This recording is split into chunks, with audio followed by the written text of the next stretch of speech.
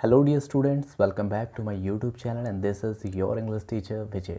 Today I am teaching the next lesson of your Flamingo book is named Deep Water.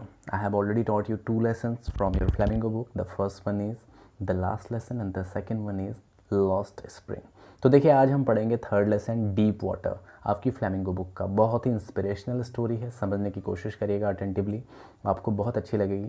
थोड़ा सा कहानी का plot बता देता हूँ कि इसमें विलियम डगलस का एक ऑटोबायोग्राफिकल जो है ये स्टोरी है, यानी आत्मकथा समझ लीजिए। क्योंकि एक बार वो लगभग पानी में डूबने वाले थे। डीप वाटर का मतलब होता है गहरा पानी, तो उस पानी में डूबने वाले थे और उससे बचने और साथ ही साथ उसके बाद उन्होंने उस पानी का जो डर उनके अंदर डेवलप हो गया था उसके लिए उन्होंने क्या किया, ये सारी जर्नी जो है स्टोरी में मेंशन है। ये एक ऑटोबायोग्राफिकल जो है स्टोरी है, आप समझ लीजिएगा कि ये अपनी रियलिटी जो है, अपनी लाइफ का एक इंसिडेंट इस कहानी में वो शेयर कर रहे हैं। तो चलते हैं आज की स्टोरी की तरफ, बहुत अच्छे से समझिएगा। तो देखिए ये है हमारी स्टोरी का नाम डीप वाटर, आपका लेसन थर्ड है, ठीक है। ये हैं हमारे विलियम डगलस, आप इस कार्टून को विलियम डगलस समझ सकते हैं। विलियम डगलस जो हैं इनके बारे में बताया जा रहा है कि पानी में डूबने ही वाले थे। ये पूरी एक स्टोरी है इनकी, पानी से किस तरह से डर इनका पैदा हुआ। तो सबसे पहले जानते हैं कि कब इन्होंने ये इंसिडेंट स्टार्ट कहाँ से होता है। एक्चुअली बात थी व्हेन डगलस वॉज 10 और 11 ईयर ओल्ड, जब ये 10-11 साल के थे। ही डिसाइडेड टू लर्न स्विमिंग, तो उन्होंने डिसाइड किया कि अब ये स्विमिंग सीखेंगे, ठीक है, यानी तैराकी सीखेंगे। अब दिक्कत ये थी कि इनकी मदर जो थी वो हमेशा डरती थी कि ये पानी में ना जाए।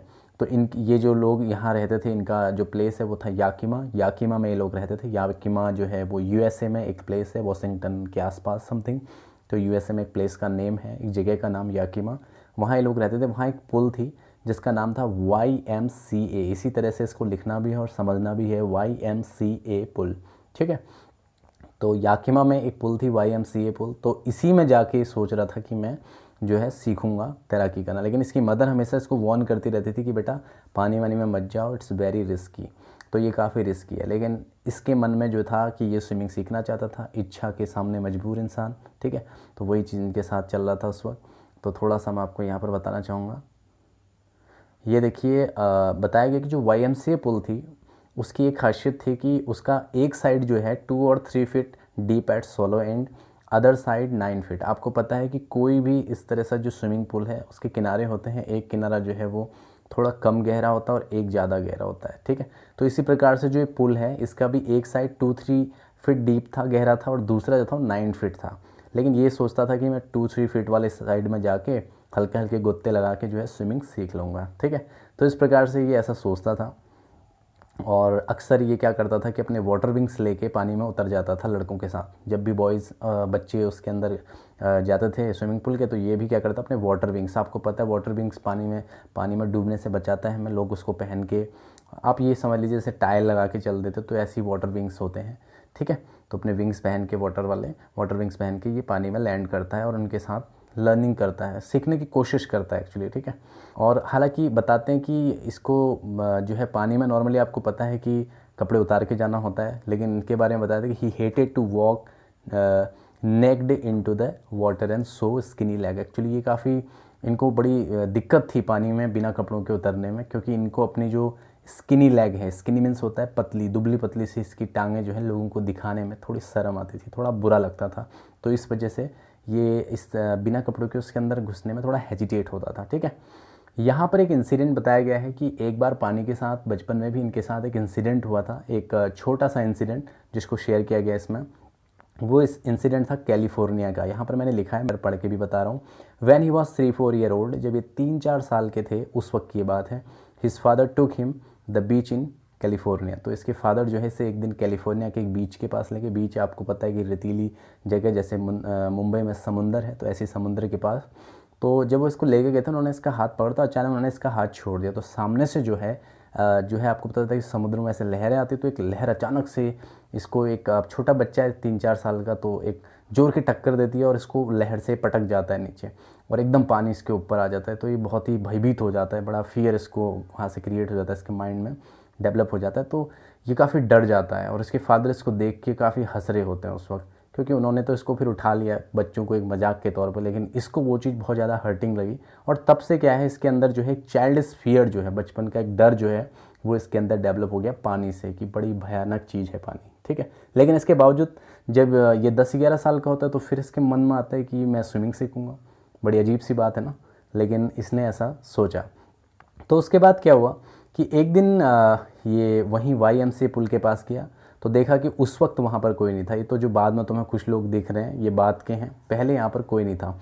और ये पुल के किनारे में चुपचाप बैठ गया क्योंकि अकेले में इसको वहाँ जाने में काफ़ी डर लगता था। मैंने आपको बताया कि बॉयज़ के साथ अपना वाटर विंग लेके हल्की फुल्की अपनी टांगें चलाता था वहाँ पानी में, बट अकेले नहीं जाता था।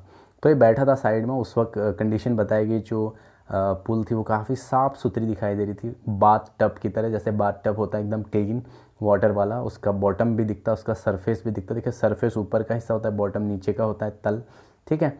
तो काफ़ी क्लीन दिखता है। उसी तरह से उस वक्त वो पुल भी दिख रहा था और ये काफ़ी देर से इंतज़ार कर रहा था। तो सडनली क्या होता है, यहीं पर ही होती है एक मिस एडवेंचर। यहाँ पर मैंने जो वर्ड लिखा है देखिए कि ये मिस एडवेंचर है, इसका मतलब होता है एक दुर्घटना, ठीक है। तो अचानक से क्या होता है, ये देखिए ये जो आदमी है यहाँ जो खड़ा है और इसकी साइड को जाता है, इसको इसमें बताया गया है बिग ब्रूजर, और ये लगभग 18 साल 18 ईयर ओल्ड बॉय था, ठीक है। तो 18 साल का ये लड़का जो है काफ़ी हट्टा खट्टा था, फिजिकली स्पेसिमैन था, एकदम हष्ट पुष्ट आप जिसे कह सकते हो। ब्रूजर का मतलब ही बॉक्सर होता है, एकदम बॉडी बिल्डर टाइप का। तो ये इसके पास जाता है और इसको मजाक में उठाता है और उठा के, ये तो बैठा है तो बैठे वाले पोजीशन में पानी में फेंक देता है। इसको ऐसा लगता है कि इसको स्विमिंग आती है और ये इसको पकड़ के हे स्किनी बॉय कहता है और सडनली इसको उठा के जो है पानी में डक कर देता है, इसको यहाँ फेंक देता है। और ये बहुत ज़्यादा खतरनाक कंडीशन में होता है। जब ये नीचे की तरफ जाता है तो उसको बहुत डर लगती है। अब देखिए स्टोरी में थोड़ा सा इसी के बारे में डिस्कशन किया गया है कि जब ये नीचे की तरफ जाता है तो इसको कितना ज़्यादा डर लगता है और ये क्या क्या सोचता है उस वक्त, ठीक है। तो यहाँ पर देखिए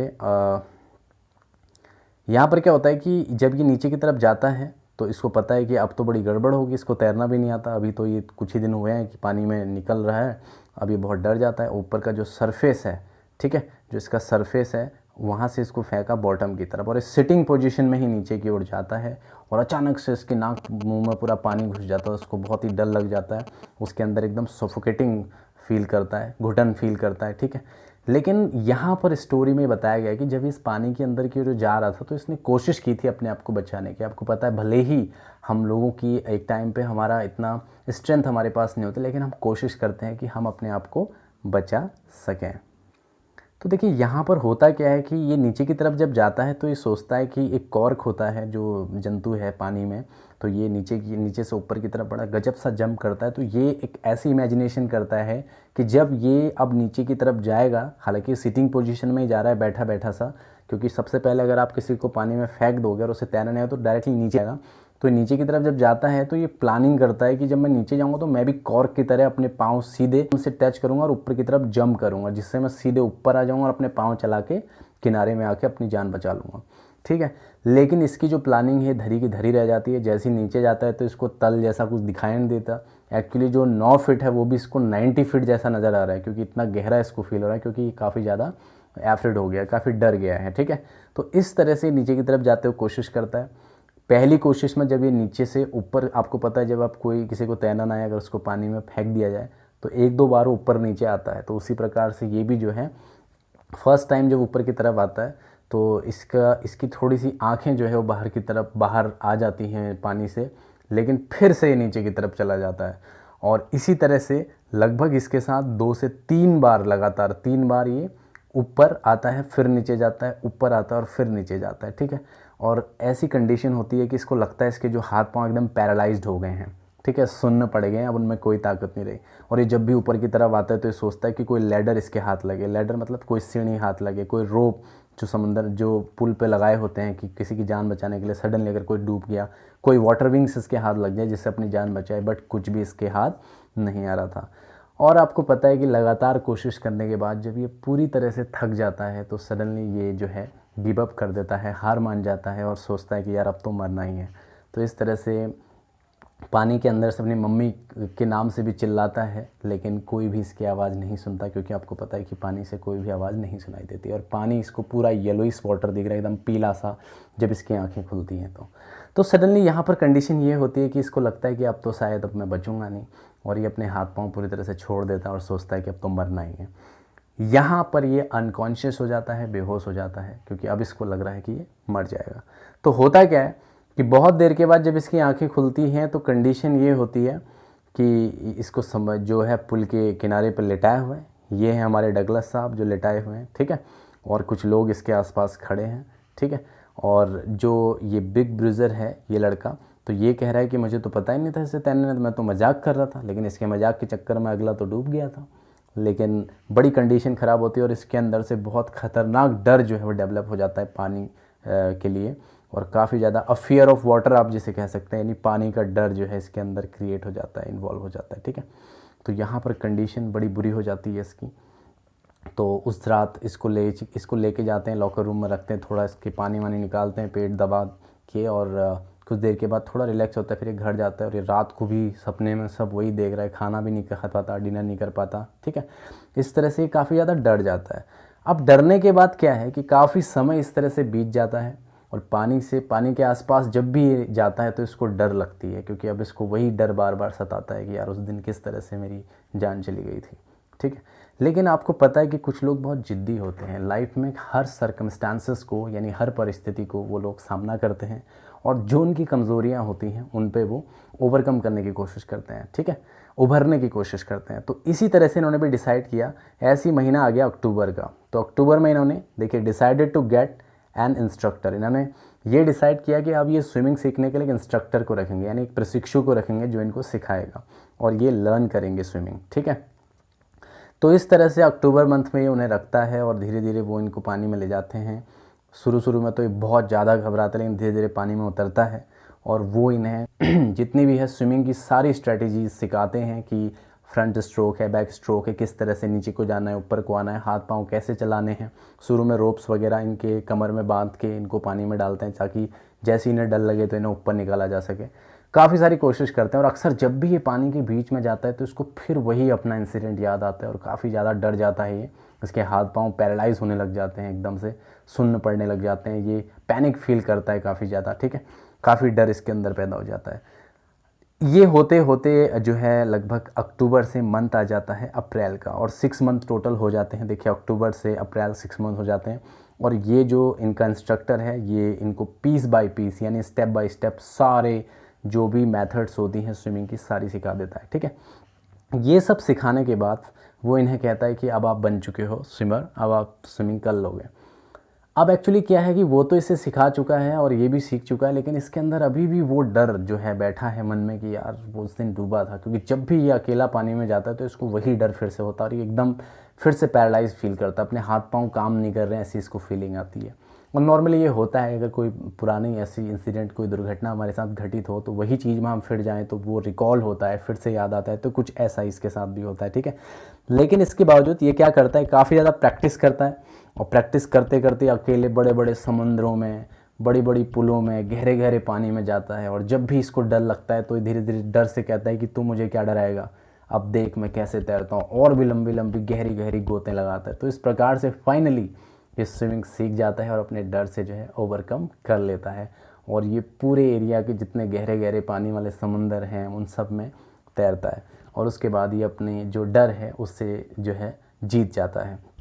तो ये स्टोरी थी कि किस प्रकार से कितना ज़्यादा डर इनके अंदर क्रिएट हो गया था पहले 3-4 साल में, जब पहली बार कैलिफोर्निया गए थे, फिर दोबारा जब इस बिग ब्रूजर यानी इस बड़े से 18 साल के लड़के ने इसको पानी में फेंक दिया। लेकिन इसके बावजूद इन्होंने बिल्कुल हार नहीं मानी, और इन्होंने बार बार वही डिसाइड किया कि फिर से मुझे क्या है, स्विमिंग सीखनी ही सीखनी है। तो कहीं ना कहीं एक इंस्पिरेशन मिलती है कि लाइफ में आपको जो चीज़ चाहिए, भले ही आप उसमें कितने भी बार फेलियर्स अचीव कर रहे हैं, गेट कर रहे हैं, लेकिन आपने हमेशा ही सोचना है कि एक दिन आपका आएगा और आपको वो चीज़ करनी ही करनी है। यानी हम जिन चीज़ों के लिए अपने आप को ठान लेते हैं तो डेफिनेटली हमें वो चीज़ें मिल जाती हैं।